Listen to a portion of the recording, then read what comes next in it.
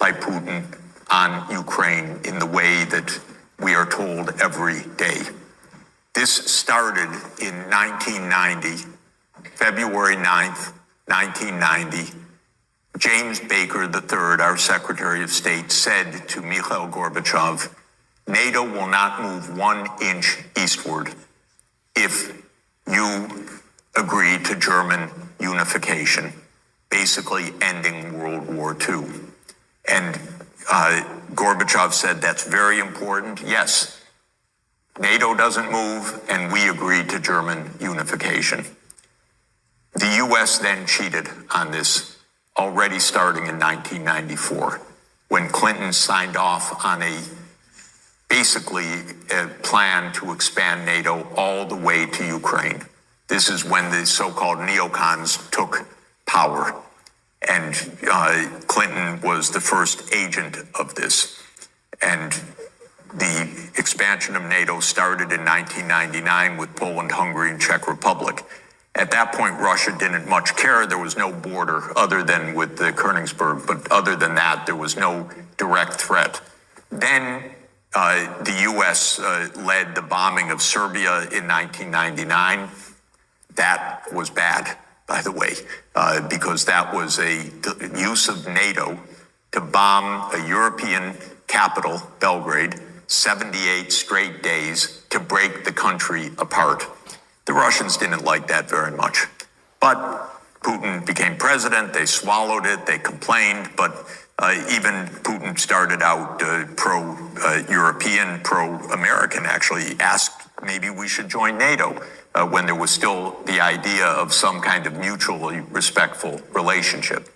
Then 9/11 came, then came Afghanistan, and the Russians said, yeah, we'll support you, we understand, to root out terror.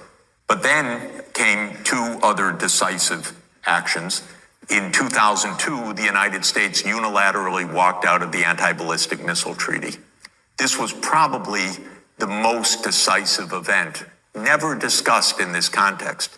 But what it did was trigger the U.S. putting in missile systems in Eastern Europe that Russia views as a dire, direct threat. In 2004-05, we engaged in a soft regime change operation in Ukraine. But in 2009, Yanukovych won the election and he became president, and in 2010 on the basis of neutrality for Ukraine. That calmed things down because the U.S. was pushing NATO, but the people of Ukraine on the opinion polls didn't even want to be in NATO. They knew that the country is divided between ethnic Ukrainian, ethnic Russian. What do we want with this? We want to stay away from your problems. So in February 22nd, 2014, the United States participated actively in the overthrow of Yanukovych. A typical U.S. regime change operation, have no doubt about it. And the Russians did us a favor. They intercepted a really ugly call between Victoria Nuland, my colleague at Columbia University now, between her and the U.S. ambassador to Ukraine, Jeffrey Piat, who's a senior State Department official till today. And they talked about regime change. They said, who's going to be the next government? All of this is to say, the U.S. then said, okay, now NATO's really going to enlarge. And Putin kept saying, stop. You promised no NATO enlargement. It's been, by the way, I forgot to mention, in 2004, Estonia, Latvia, Lithuania, Bulgaria, Romania, Slovakia, Slovenia, 7 more countries in the not 1 inch eastward.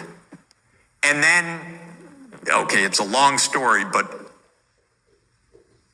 the U.S. kept rejecting the basic idea, don't expand NATO to Russia's border in a context where we're putting in goddamn missile systems. After breaking a treaty, 2019, we walked out of the Intermediate Nuclear Force Treaty. On December 15, 2021, Putin put on the table a draft Russia-U.S. security agreement. You can find it online. The basis of it is no NATO enlargement. I called the White House that next week after that, begging them, take the negotiations. Putin's offered something, avoid this war. Oh, Jeff, there's not going to be a war. Announce that NATO's not going to enlarge. Oh, don't worry, NATO's not going to enlarge. I said, oh, you're going to have a war over something that's not going to happen? Why don't you announce it? And he said, no, our policy is an open door. This is Jake Sullivan. Our policy is an open door policy. Open door for NATO enlargement. That is under the category of bullshit, by the way. You don't have your right to put your military bases anywhere you want and expect peace in this world. They turned down the negotiations. Then the special military operation started. And 5 days later, Zelensky says, okay, neutrality. And then the United States and Britain said, no way. You guys fight on. We got your back. We don't have your front. You're all going to die. But we got your back as we kept pushing them into the front lines. That's 600,000 deaths now of Ukrainians since Boris Johnson flew to Kyiv to tell them to be brave.